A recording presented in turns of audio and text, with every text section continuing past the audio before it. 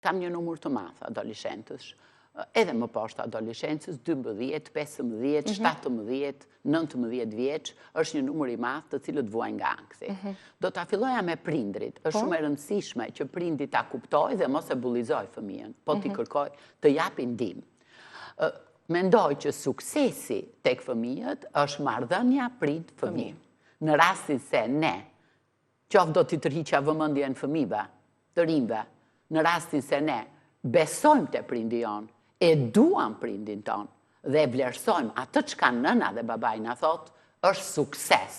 Edhe kjo është edhe ndërton prindi apo jo? Pra, prindi është detyra e prindit që marrëdhënia prind-fëmijë të jetë marrëdhënie si shoku me shoqen.